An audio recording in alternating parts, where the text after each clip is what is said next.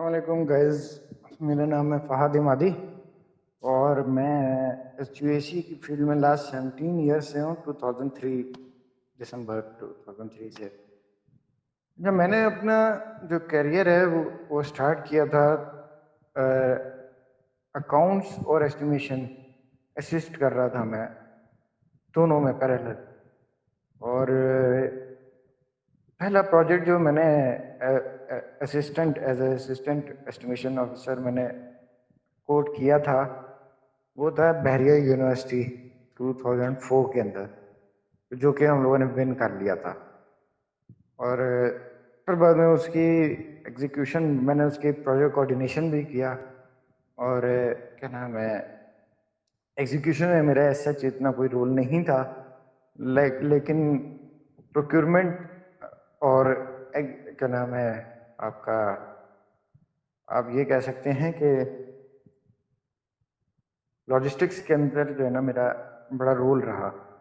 फिर बाद में खैर वो पहला प्रोजेक्ट हो गया। उसमें उस वक्त तो खुद हमें भी कुछ समझ नहीं थी कि क्या चीज़ कैसे है, लेकिन with the passage of time it took around, ये प्रोजेक्ट जब तक ख़त्म हुआ है तब जाके मुझे चीज़ों की पता चली है, एक एक चीज़ की डिटेल्स की, जो कि पीओक्यू के अंदर मेंशन होती हैं। अच्छा ये चीज़ ऐसे है, वो जानने के लिए आपको मेन चीज़ जो है यानी एस्टिमेशन जो है, वो खाली ये नहीं है कि आपने एस्टिमेट कर दिया, एक प्रोजेक्ट को बैठ के एस्टिमेट कर दिया। आपको ईच एंड एवरी कंपोनेंट्स का पता होना चाहिए कि उसके अंदर क्या क्या चीज़ें उसमें इन्वॉल्व हैं, उसकी हैंगिंग के अंदर, उसकी इंस्टॉलेशन के अंदर, और क्या नाम है उसकी मूवमेंट के अंदर, ट्रांसपोर्टेशन में। यानी आपको प्रोजेक्ट एस्टिमेशन जो है वो सब उसके अंदर सब कुछ शामिल हो जाता है।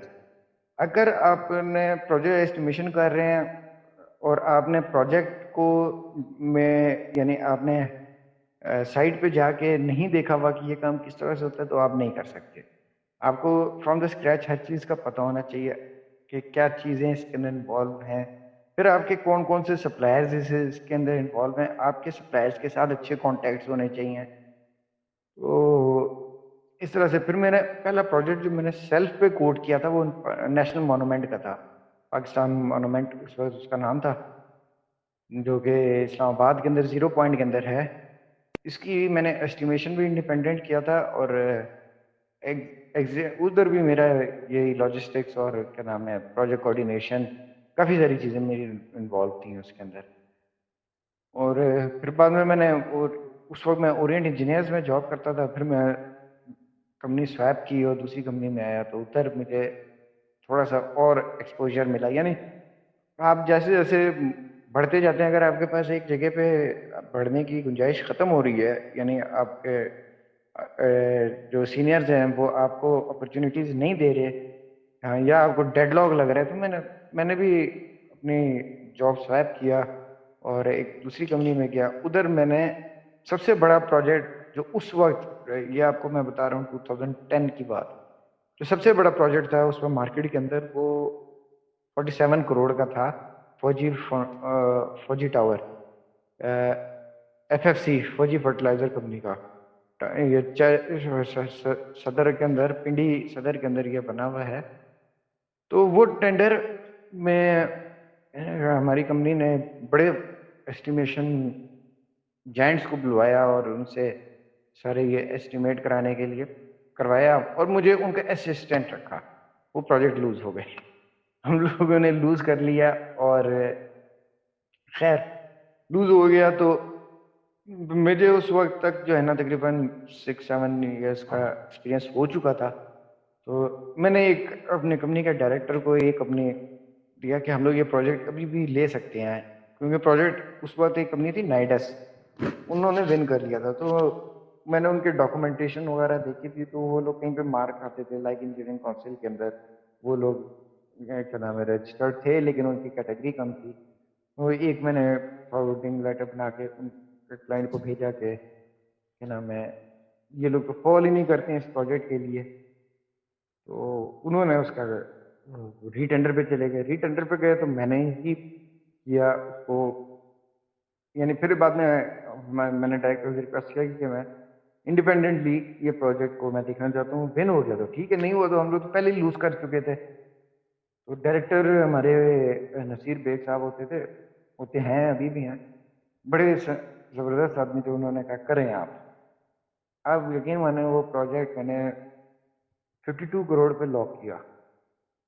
जो एक हमारी कंपनी थी, दूसरी कंपनी थी मेकाटेक थी। यानी आप जब एस्टिमेशन में होते हैं तो आपको जब टेंडर ओपनिंग हो रही होती है तो आपको जो है ओपनिंग में बैठना चाहिए। आप बैठेंगे और बाकी कंपनीज को भी नोट करें कि उनके क्या क्या रेट्स वो लोग कोट कर रहे हैं। उससे आपको पता चलता है कि आपके जो क्या नाम है जिनके साथ आपका मुकाबला हो रहा है टेंडर्स के अंदर, कॉम्पिटिटर्स जो हैं आपके, वो आपको वो किधर वर्किंग पे आके अपने आप को लॉक करते हैं। हर कंपनी का एक होता है कि वो इससे यानी एक ग्राउंड होता है कि उससे वो नीचे नहीं जा सकते। और अगर आप किसी अच्छी कंपनी के अंदर हैं जिधर के आपके ऊपर कंपनी करती है, एस्टिमेशन के अंदर आप कुछ हर तरह से प्ले कर सकते हैं। मैंने एक प्रोजेक्ट किया था लाहौर के अंदर, क्या नाम है, लाहौर का था अल फतेह मॉल। उधर क्लाइंट जो है वो इक्विपमेंट साइड पे बहुत ज़्यादा जा रहा था कि उस वक्त वो मेरा ख्याल है 8-9 करोड़ का था प्रोजेक्ट 2011 के अंदर। तो क्लाइंट जो है इक्विपमेंट साइड पे बहुत जा रहा था कि इक्विपमेंट आपका बहुत कॉस्टली है, बहुत कॉस्टली है, बहुत कॉस्टली है। तो हम लोगों ने क्या नाम है, मुझे मैंने कहा यार ये तो बड़ा तंग कर रहे हैं, वर्किंग पे वर्किंग वो हमारे से यानी ये हमारी जो वर्किंग है वो पूरी वो शेयर करने को कह रहे थे। मैंने उसके अंदर वर्किंग हम लोगों ने एक दूसरे तरीके से किया। उसमें मैंने ये किया कि इक्विपमेंट साइड तो मैंने लोएस्ट रख दिया, यानी कि जो हमारी परचेज है उससे भी नीचे ले गए, और मैंने सारी अपने रेट इंस्टॉलेशन में पुट कर दिए। क्लाइंट बड़ा खुश हुआ कि क्या नाम है, ये प्रोजेक्ट जो है, यानी हम लोग बहुत अच्छे रेट पे ले रहे हैं और वो नीचे वाली साइड पे देख नहीं सका। और हम लोगों ने वो प्रोजेक्ट, यानी कि प्रोजेक्ट अभी शुरू हुआ तो हम लोगों ने लोकल वर्क्स के थ्रू ही इक्विपमेंट की कॉस्ट भी ले ली। और जब वो प्रोजेक्ट क्लोज हुआ तो वो जो प्रोजेक्ट मेरे ख्याल 7 करोड़ का था, वो 9 करोड़ पे जाके लॉक हुआ। और वो प्रोजेक्ट खत्म होने के बाद उस वक्त क्लाइंट आपके साथ कुछ भी नहीं कर सकता था।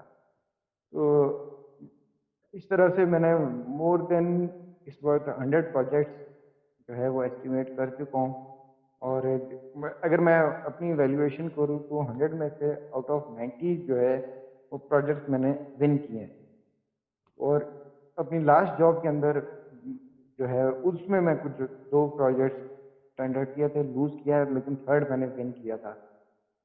उसमें भी मेरा कोई इतना यानी रोल था, लेकिन आपको एस्टिमेशन के अंदर आपकी कंपनी का की सपोर्ट भी आपको बड़ी फर्म चाहिए होती है कि आप जो चाह रहे होते हो वो जब तक आपके ओनर्स नहीं समझेंगे कि आप क्या चाह रहे हो, क्योंकि आप जो हैं स्पाइन है एक कंपनी की, पिलर हैं जिस पे पूरी कंपनी खड़ी हुई है। आप सब कुछ कर रहे हैं, यानी कंपनी का को आप बना सकते हैं या बिगाड़ सकते हैं। तो अगर आपने पॉजिटिव अच्छे अप्रोच के साथ करें तो मैं 17 ईयर्स से फील्ड के अंदर हूँ। नंबर्स ऑफ प्रोजेक्ट मैंने एग्जीक्यूट पर्सनली भी किए हैं, क्योंकि अब मैं एग्जीक्यूट भी करता हूँ, एस्टिमेशन भी करता हूँ, और अब अपना भी बिजनेस मेरा चल रहा है। तो अच्छे जो बड़े प्रोजेक्ट्स मैंने अभी तक एग्जीक्यूट किए हैं और जिनकी एस्टिमेशन भी मैंने की है, हमारे इस्लामाबाद के अंदर G10 में नादरा हेड ऑफिस बिल्डिंग है, CMH OT कॉम्प्लेक्स है, 14 OT operation theatres under one roof, वो एस्टिमेट भी किया था और उसका प्रोजेक्ट मैनेजमेंट भी मैंने किया था। और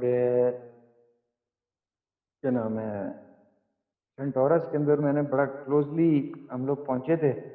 लेकिन आपके कुछ क्लाइंट्स के अंदर ऐसे भी होते हैं जो कि आपको प्रोजेक्ट विन होने के बाद भी नहीं देते। तो सेंटोरस विन किया था लेकिन मिला नहीं था। और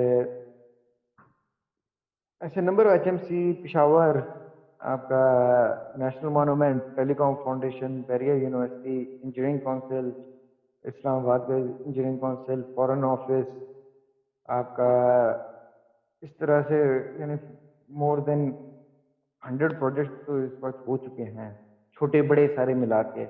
करंटली लाहौर के अंदर मेरा प्रोजेक्ट चल रहा है, नादरा लाहौर मेगा सेंटर है, उधर वीआरएफ सिस्टम लग रहा है।